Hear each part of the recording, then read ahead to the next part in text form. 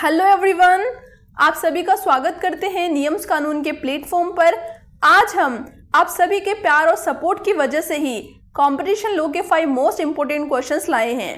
तो आज एक नए उत्साह के साथ हम कंपटीशन लॉ के 5 मोस्ट इंपोर्टेंट क्वेश्चंस कवर करेंगे। तो चलिए बिना देरी के स्टार्ट करते हैं। हमारा पहला महत्वपूर्ण topic introduction and development of competition law है, जिससे रिलेटेड 2 तरीके के क्वेश्चंस आ सकते हैं। पहला क्वेश्चन कॉन्स्टिट्यूशनलिटी ऑफ सीसीआई और सेकंड पर्टिकुलरली सेक्शन 26 पर बेस्ड होता है। दोनों क्वेश्चन सेपरेटली भी पूछे जा सकते हैं या दोनों को क्लब करके 20 मार्क्स का क्वेश्चन भी पूछ लिया जाता है।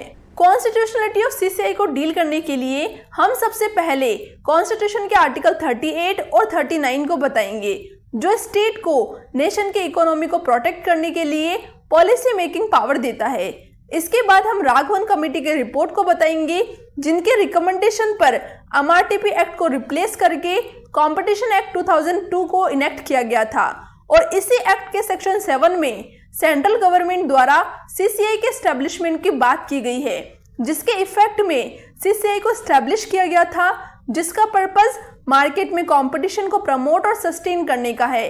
इसके बाद हम Brahmadutt versus union of India 2005 के केस को बताएंगे, जिसमें section 9 of the competition act की वैलिडिटी को चैलेंज किया गया था कि कंपटीशन कमीशन ऑफ इंडिया एक एडजुडिकेटरी बॉडी है, तो इसका चेयरमैन भी एक ऐसा पर्सन होना चाहिए जो कि जुडिशियल फील्ड से हो और जिसे हेड ऑफ द जुडिशरी के द्वारा चुना गया हो। इसके जवाब में सुप्रीम कोर्ट ने कहा कि कंपटीशन कमीशन एक रेगुलेटरी बॉडी है, जिसमें चेयरमैन उस फील्ड का एक एक्सपर्ट होना चाहिए, ना कि ऐसा पर्सन जो सुप्रीम कोर्ट या हाई कोर्ट का एक जज या रिटायर्ड जज हो। साथ ही रूल 3 को स्ट्राइक डाउन करने के पॉइंट पर कोर्ट ने कहा कि इसकी वैलिडिटी आफ्टर अमेंडमेंट डिसाइड होगी, क्योंकि यूनियन ऑफ इंडिया ने अपने काउंटर एफिडेविट में रूल 3 को अमेंड करने की बात की थी।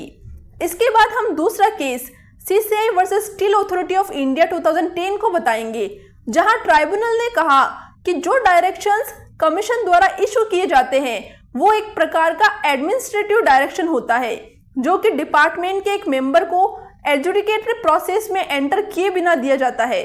इसके बाद हम तीसरा case Mahindra electric mobility limited versus CCI 2019 को बताएंगे, जिसमें कोर्ट ने कहा CCI exclusive adjudicatory function perform नहीं करता, जिस कारण इसे ट्राइब्यूनल नहीं कहा जा सकता और ना ही इसके ऑर्डर या कंक्लूजन को फाइनल समझा जाएगा, क्योंकि सीसीआई के ऑर्डर को कंपटीशन अपीलेंट ट्राइब्यूनल के सामने अपील में लाया जा सकता है। इवन सीसीआई के डिसीजन को जुडिशियल रिव्यू भी किया जा सकता है। इसी के साथ हमारा कॉन्स्टिट्यूशनलिटी ऑफ सीसीआई कंप्लीट होता है। और अब सेक्शन 26 पर बेस्ड क्वेश्चन की बात करें तो कई बार सेक्शन 26 को प्रिंसिपल ऑफ ओडी एल्ट्रम पार्टेम के साथ रिलेट करके पूछ लिया जाता है। ऐसे क्वेश्चंस को डील करने के लिए हम सबसे पहले सेक्शन 26 ऑफ द एक्ट को बताएंगे, जिसमें कमीशन के लिए इंक्वायरी प्रोसीजर के बारे में बताया गया है, जहां सीसीआई को कोई भी एंटी कॉम्पिटिटिव प्रैक्टिस की जानकारी इन्फॉर्मेंट या सेंट्रल या स्टेट गवर्नमेंट या फिर स्टेट्यूटरी बॉडी के द्वारा मिल सकती है, या कमीशन सुओ मोटो एक्शन भी ले सकता है। और इंफॉर्मेशन मिलने के बाद CCI prima facie opinion form करती है और डायरेक्टर जनरल को इन्वेस्टिगेशन करने का डायरेक्शन देती है और डीजी को अपनी इन्वेस्टिगेशन रिपोर्ट स्पेसिफाइड पीरियड में सीसीआई को सबमिट करना होता है। और यदि कोई प्राइमा फेसी केस एग्जिस्ट नहीं होगा तो सीसीआई मैटर को क्लोज कर देगी। यदि डीजी की रिपोर्ट में एक्ट के प्रोविजन का कॉन्ट्रावेंशन नहीं बताया होगा तो कमीशन रिपोर्ट की एक कॉपी ऑपोजिट पार्टी को फॉरवर्ड करेगी और उनके ऑब्जेक्शंस या सजेशंस मांगेंगी। जिस ऑब्जेक्शंस और सजेशंस को कंसिडर करते हुए यदि कमीशन को लगेगा कि फर्दर इन्वेस्टिगेशन या इंक्वायरी की जरूरत है तो वह डीजी को फर्दर इन्वेस्टिगेशन या इंक्वायरी की डायरेक्शन देगी। इसके बाद हम सबसे पहले CCI versus steel authority of India limited 2010 को बताएंगे। हालांकि इस केस को हमने पहले वाले केस में भी मेंशन कर लिया था, लेकिन वहां हमने कॉन्स्टिट्यूशनलिटी ऑफ सीसीआई से रिलेटेड पॉइंट्स ही डिस्कस किए थे। इस प्रेजेंट केस में ट्राइब्यूनल ने कहा कि सेक्शन 26 में सीसीआई को अपनी प्राइमा फेसी ओपिनियन फॉर्म करने से पहले ऑपोजिट पार्टी को नोटिस देने की रिक्वायरमेंट नहीं है और ना ही प्राइमा फेसी ओपिनियन फॉर्म करने के लिए डिटेल्ड रीजन को रिकॉर्ड करने की जरूरत है। लेकिन कमीशन को अपने खुद को एक्सप्रेस करना होगा ताकि ये पता चल सके कि प्राइमा फेसी ओपिनियन कोई अनसर्टेन टर्म के आधार पर फॉर्म नहीं की गई है। और लास्टली ट्राइब्यूनल ने कहा कि सीसीआई का फंक्शन वेरी प्रिलिमिनरी नेचर का है और साथ ही डिपार्टमेंट फंक्शन भी है, इसलिए प्रिंसिपल ऑफ ओडी एल्ट्रम पार्टियम का एप्लीकेशन नहीं होगा। इसके बाद हम Mahindra electric mobility limited versus CCI 2019 के केस को बताएंगे। इस केस के डिस्प्यूट का कनेक्शन शमशेर कटारिया के केस से है, जहां सीसीआई द्वारा डीजी के इन्वेस्टिगेशन स्कोप को एक्सटेंड कर दिया गया था। प्रेजेंट केस में कोर्ट ने कहा कि नॉर्मली एडमिनिस्ट्रेटिव एजेंसीज का इन्वेस्टिगेशन पावर इनक्विजिटोरियल नेचर का होता है और सेक्शन 26 में कमीशन द्वारा डीजी के इन्वेस्टिगेशन स्कोप को एक्सटेंड करना इरेगुलर और इनवैलिड नहीं माना जाएगा, क्योंकि कमीशन ने ऐसा इसलिए किया था ताकि कंपटीशन एक्ट के ऑब्जेक्टिव्स को अचीव किया जा सके। इसी के साथ हमारा 20 मार्क्स का पहला क्वेश्चन कंप्लीट होता है। अगर आपको सेशन अच्छा लग रहा है तो सेशन को अपने बैचमेट्स के साथ जरूर शेयर कीजिए, जिससे उनके लिए भी सेशन हेल्पफुल हो सके। हमारा second most important topic anti competitive agreement है। जनरली इससे रिलेटेड क्वेश्चंस में पार्टीज के बीच एग्रीमेंट प्रैक्टिस के बारे में पूछा जाता है कि whether such agreement is anti competitive और नॉट। ऐसे क्वेश्चंस को डील करने के लिए हम सबसे पहले सेक्शन 3 को बताएंगे, जिसमें 2 एसेंशियल रिक्वायरमेंट्स है। पहली, पार्टीज के बीच एग्रीमेंट, और दूसरी, उस एग्रीमेंट से इंडियन मार्केट पर एप्रिशिएबल एडवर्स इफेक्ट। यदि पार्टीज ऐसे एग्रीमेंट करती भी है तो उसे वॉइड माना जाएगा। और इसी सेक्शन के क्लोज 3 में हॉरिजॉन्टल एग्रीमेंट और उसके ग्राउंड्स बताए गए हैं। हॉरिजॉन्टल एग्रीमेंट में पार्टीज आइडेंटिकल या सिमिलर ट्रेड ऑफ गुड्स या सर्विस में एंगेज होती है, जिसके 4 ग्राउंड्स है। पहला, प्राइस फिक्सिंग एग्रीमेंट, दूसरा, लिमिटिंग और कंट्रोलिंग प्रोडक्शन सप्लाई, तीसरा, अलोकेशन और ज्योग्राफिकल मार्केट, और 4th ग्राउंड है बिड रिगिंग और कोलूसिव बिडिंग। और इसी सेक्शन के क्लोज 4 में वर्टिकल एग्रीमेंट और उसके ग्राउंड्स को भी बताया गया है। वर्टिकल एग्रीमेंट में पार्टीज के बीच agreement different stage, different level और डिफरेंट मार्केट में होता है। इसमें सबसे पहले हम builders association of India versus cement manufacturer 2012 के केस को बताएंगे, जहां सीसीआई ने कहा कि सीमेंट कंपनीज के द्वारा किया गया एग्रीमेंट सेक्शन 3 क्लोज 3 के सब क्लोज ए एंड बी को फुलफिल कर रहा था, जो कि एंटी कॉम्पिटिटिव एग्रीमेंट कहलाएगा, क्योंकि सीमेंट कंपनीज के द्वारा डायरेक्टली परचेज प्राइस और सेल प्राइस को डिटरमाइन किया गया था और प्रोडक्शन एंड सप्लाई को भी लिमिट और कंट्रोल किया गया था। इसके बाद हम exclusive motor private limited versus automobile Lamborghini 2012 के केस को बताएंगे, जहां सीसीआई ने यह हेल्ड किया कि सेक्शन 3 के कॉन्ट्रावेंशन को एस्टैब्लिश करने के लिए सबसे पहली रिक्वायरमेंट है कि एग्रीमेंट किसी 2 या 2 से ज्यादा एंटरप्राइजेस के बीच हो। लेकिन इस केस में जो एग्रीमेंट ऑपोजिट पार्टी एंड उसकी ग्रुप कंपनी वोल्क्सवैगन इंडिया के बीच हुआ था, उसे 2 एंटरप्राइजेस के बीच हुआ एग्रीमेंट कंसिडर नहीं किया जाएगा। और वैसे भी वोल्क्सवैगन इंडिया ऑटोमोबाइल लैम्बोर्गिनी की सब्सिडरी नहीं थी। इसके बाद हम Shamsher Kataria versus Honda Siel cars India limited 2014 के केस को बताएंगे, जहां शमशेर कटारिया, जो कि इन्फॉर्मेंट थे, उन्होंने सीसीआई को Honda Siel cars India limited, Volkswagen India private limited और फिएट इंडिया ऑटोमोबाइल के अगेंस्ट इंफॉर्मेशन दी कि genuine spare parts of automobile जो उन कंपनीज के द्वारा मैन्युफैक्चर किया जा रहा था, मार्केट में फ्रीली अवेलेबल नहीं था। सीसीआई ने डीजी की इन्वेस्टिगेशन रिपोर्ट से एग्री किया, जिसमें 2 सेपरेट मार्केट को आइडेंटिफाई किया गया था। पहला प्राइमरी मार्केट और दूसरा सेकेंडरी और आफ्टर मार्केट, जिसमें 2 तरीके के प्रैक्टिसेस थी। पहली सप्लाई ऑफ स्पेयर पार्ट्स और दूसरी सर्विस आफ्टर सेल। और लास्टली सीसीआई ने हेल्ड किया कि there was abuse of dominant position, क्योंकि एग्रीमेंट एंटी कॉम्पिटिटिव था। इसके बाद हम Rajasthan cylinder and container limited versus union of India 2018 को बताएंगे। इस केस में सुप्रीम कोर्ट ने कॉम्पेट के जजमेंट को गलत बताया, क्योंकि इस जजमेंट में सीसीआई के फाइंडिंग फैक्टर पर एलपीजी को कार्टेलाइजेशन में इंडल्ज बताकर बिड रिगिंग डिक्लेयर किया था। साथ ही सुप्रीम कोर्ट ने बिड रिगिंग के नेसेसरी इंग्रेडिएंट्स बताए, जो इस प्रकार है। पहली, एग्रीमेंट बिटवीन द पार्टीज होना चाहिए। दूसरा, ये पार्टीज आइडेंटिकल और सिमिलर प्रोडक्शन या ट्रेडिंग ऑफ गुड्स या सर्विस में इंगेज होनी चाहिए। और तीसरा, उस एग्रीमेंट का इफेक्ट बिड के कंपटीशन को एलिमिनेट या रिड्यूस करने के लिए हो या फिर बिडिंग प्रोसेस को मैनिपुलेट करने के लिए हो।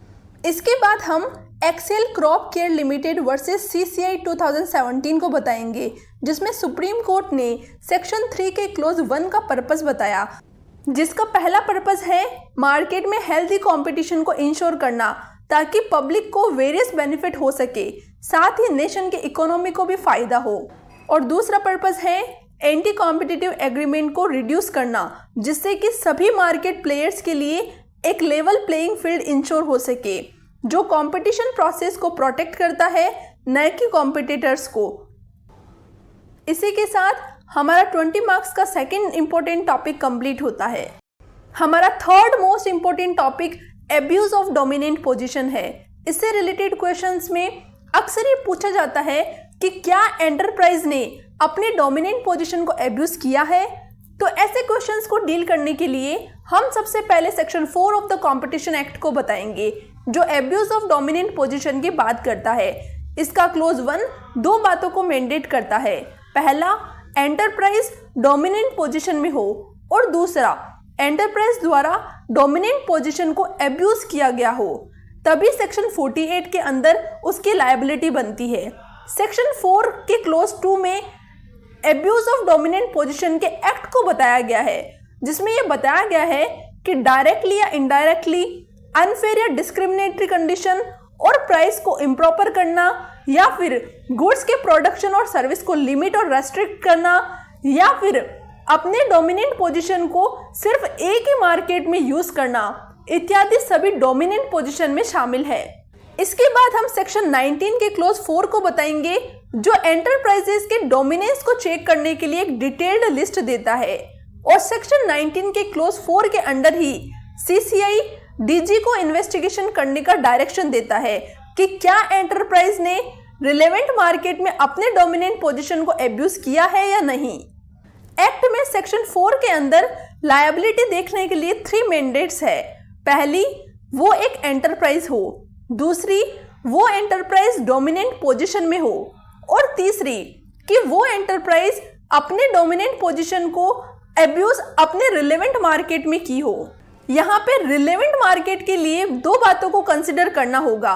पहला, रिलेवेंट ज्योग्राफिकल मार्केट, और दूसरा रिलेवेंट प्रोडक्ट मार्केट, जो सेक्शन 19 का क्लोज 5, 6 और 7 बताता है।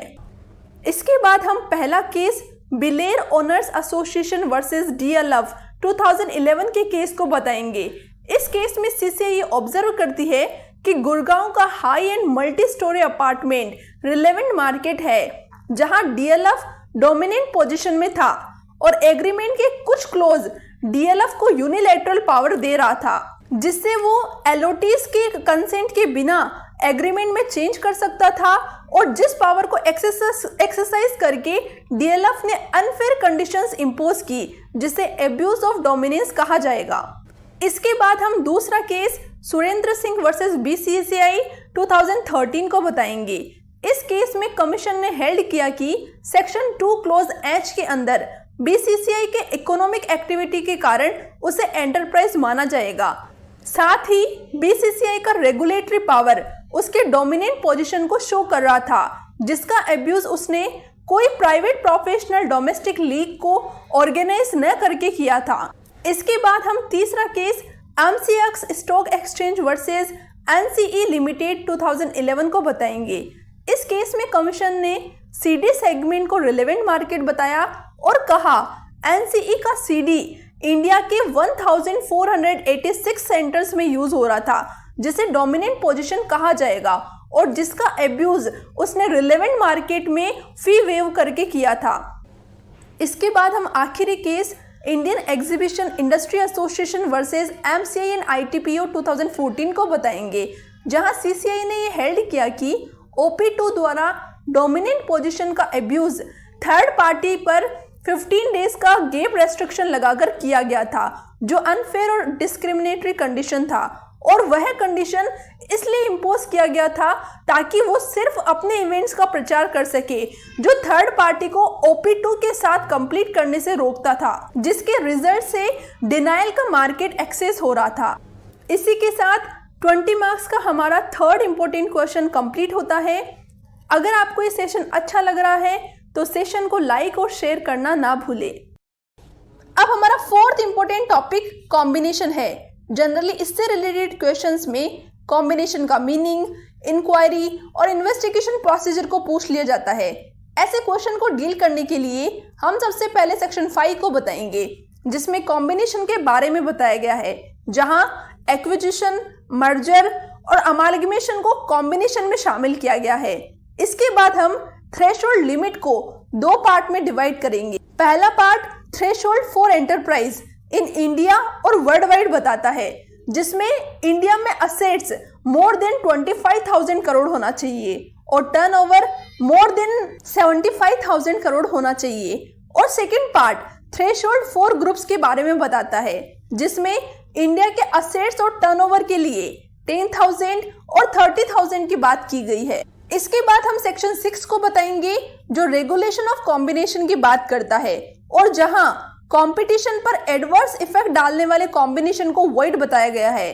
और इसमें कॉम्बिनेशन में शामिल पार्टी को 30 डेज के अंदर सीसीआई को नोटिस देना मैंडेट किया गया है, लेकिन कोई भी कॉम्बिनेशन 241 डेज से पहले इफेक्ट में नहीं आएगा। इसके बाद हम section 29 procedure for investigation of combination को बताएंगे, जहां कमीशन द्वारा पार्टीज को शो कॉज नोटिस भेजा जाता है, जिसका रिप्लाई 30 डेज के अंदर आना मैंडेटरी है। कॉम्बिनेशन की इंक्वायरी में 3 चीजों को ध्यान में रखा जाता है। पहली, आइडेंटिफिकेशन ऑफ रिलेवेंट मार्केट, और दूसरी, evaluation of appreciable adverse effect on competition, और तीसरी, अप्रूवल, रिजेक्शन या approval with modification on combination. इसके बाद हम सबसे पहले Etihad Airways and Jet Airways combination 2013 के केस को बताएंगे, जिसमें सीसीआई ने हेल्ड किया कि इंडिया और यूएई के बीच bilateral air service agreement Indian market के कंपटीशन पर एप्रिशिएबल एडवर्स इफेक्ट नहीं डाल रहा था, बल्कि इससे एयरलाइन सर्विस इंप्रूव और एक्सपेंड हो रही थी, साथ ही कंपटीशन लेवल भी बढ़ रहा था। इसके बाद हम सन फार्मा एंड रेमबेक्सी कॉम्बिनेशन 2016 को बताएंगे, जहां सीसीआई ने ऑब्जर्व किया कि सन फार्मा और रेमबेक्सी दोनों सिमिलर और जेनरिक मॉलिक्यूल्स का यूज कर रहे थे, जो हॉरिजॉन्टल ओवरलैपिंग का ग्राउंड था। लेकिन कमीशन ने सुटेबल मॉडिफिकेशन के साथ कॉम्बिनेशन को अप्रूव कर दिया, क्योंकि 51 फॉर्मुलेशन में से सिर्फ 7 फॉर्मुलेशन के कारण एप्रिशिएबल एडवर्स इफेक्ट हो रहा था। इसके बाद हम वॉलमार्ट एंड फ्लिपकार्ट कॉम्बिनेशन 2016 को बताएंगे, जिसमें सीसीआई ने फ्लिपकार्ट के 77% शेयर्स को वॉलमार्ट द्वारा एक्विजिशन करने को अप्रूव कर दिया। साथ ही सीसीआई ने ऑब्जर्व किया था कि हॉरिजॉन्टल और वर्टिकल ओवरलैपिंग का ग्राउंड फुलफिल नहीं हो रहा था, क्योंकि पार्टीज सेल में क्लोज कॉम्पिटिटर्स नहीं थे और न ही पार्टीज के बीच ऐसे कोई कंडीशंस थी कि कंज्यूमर को सेल फैसिलिटेट करने के लिए ऑनलाइन मार्केट प्लेस ऑफर करना होगा। लास्टली, सीसीआई ने प्रपोज्ड कॉम्बिनेशन को अप्रूव कर दिया था, क्योंकि उस कॉम्बिनेशन से किसी भी मेजर प्लेयर को मार्केट से एलिमिनेट नहीं किया जा रहा था और न ही मार्केट पर एप्रिशिएबल एडवर्स इफेक्ट हो रहा था। इवन वो कॉम्बिनेशन एक सक्सेसफुल ई कॉमर्स को प्रिजर्व और फाइनेंशियल स्ट्रेंथ को इनहांस कर रहा था। इसी के साथ हमारे 4 इंपॉर्टेंट टॉपिक्स कंप्लीट होते हैं। अगर आपको सेशन अच्छा लग रहा है तो चैनल को सब्सक्राइब और सेशन को लाइक और शेयर करना ना भूलें। अब हमारा 5th most important topic leniency है। नॉर्मली इससे रिलेटेड क्वेश्चंस में लीनियंसी प्रोग्राम ऑफ सीसीआई के बारे में पूछा जाता है। ऐसे क्वेश्चन को डील करने के लिए हम सबसे पहले लीनियंसी प्रोग्राम के मीनिंग को बताएंगे, जहां कमीशन ऐसे कार्टेल मेंबर को लीनियंट ट्रीटमेंट देता है जो कमीशन को कार्टेल के बारे में इंफॉर्मेशन देता है। यहाँ पे लीनियंट ट्रीटमेंट का मतलब है पेनल्टी रिड्यूस या कंप्लीटली खत्म करना। इसके बाद हम सेक्शन 46 को बताएंगे, जो कमीशन को लेसर पेनल्टी इंपोज करने की पावर देता है। उसके बाद हम कंडीशंस फॉर लीनियंसी को बताएंगे, जहां एप्लीकेंट द्वारा ट्रू एंड वाइटल इंफॉर्मेशन का डिस्क्लोजर होना चाहिए और वो डिस्क्लोजर डीजी के इन्वेस्टिगेशन रिपोर्ट का सबमिशन से पहले होना चाहिए। साथ ही एप्लीकेंट को कमीशन को कंटिन्यू कोऑपरेट करना होगा और एप्लीकेंट का कार्टेल में फर्दर पार्टिसिपेशन नहीं होना चाहिए। उसके बाद हम प्रोसीजर फॉर लेसर पेनल्टी को बताएंगे, जिसमें एप्लीकेंट डेजिग्नेटेड अथॉरिटी को लेसर पेनल्टी के लिए एक इंफॉर्मेशन कंटेंट एप्लीकेशन देता है, जहां डेजिग्नेटेड अथॉरिटी को उस एप्लीकेशन फॉर्म को 3 डेज के अंदर कमीशन को देना मैंडेटरी है। लास्टली कमीशन द्वारा उस एप्लीकेशन को ग्रांट या रिजेक्ट कर दिया जाता है।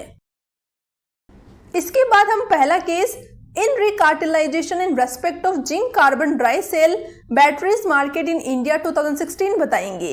इस केस में कमीशन द्वारा ऑपोजिट पार्टी के लेसर पेनल्टी एप्लीकेशन को ग्रांट कर दिया जाता है, क्योंकि वो डीजी के इन्वेस्टिगेशन के समय कमीशन को कार्टेल के बारे में बताया था, जिसमें वो ऑपोजिट पार्टी 1 और 2 के साथ इन्वॉल्व था, जो कि ट्रू इन्फॉर्मेशन थी, क्योंकि डीजी ने भी अपनी इन्वेस्टिगेशन में ये फाइंड किया था कि मैन्युफैक्चरर्स प्राइस कोऑर्डिनेशन के लिए आपस में इंफॉर्मेशन एक्सचेंज कर रहे थे। इसके बाद हम दूसरा केस नागरिक चेतना वर्सेस फोर्टिफाइड सिक्योरिटी सॉल्यूशन 2018 को बताएंगे, जहां नागरिक चेतना जो कि इन्फॉर्मेंट था, उसने पीएमसी वेबसाइट से इंफॉर्मेशन गैदर किया कि टेंडर में बिडिंग प्रैक्टिस चल रही थी, जो कि कॉन्ट्राविन थी सेक्शन 3 के। सीसीआई ने इंफॉर्मेशन मिलने के बाद डीजी को इन्वेस्टिगेशन करने का डायरेक्शन दिया। इस केस में सीसीआई ने ऑपोजिट पार्टी के पेनल्टी को रिड्यूस कर दिया था, क्योंकि ड्यूरिंग इन्वेस्टिगेशन ऑपोजिट पार्टी ने एडमिट कर लिया था कि उनके टेंडर में बिड रिगिंग चल रहा था। इसी के साथ हमारे 5 मोस्ट इंपोर्टेंट क्वेश्चंस कंप्लीट होते हैं। उम्मीद करते हैं आपको एग्जाम में इनमें से क्वेश्चंस मिल जाएंगे, लेकिन गारंटी नहीं दे सकते, क्योंकि आगे एग्जामिनर पे डिपेंड करता है। आप अपनी राय कमेंट बॉक्स में ज़रूर बताइए, और अगर आपको सेशन अच्छा लगा हो तो चैनल को सब्सक्राइब और सेशन को लाइक और शेयर करना ना भूलें। Thank you and all the best for your exam.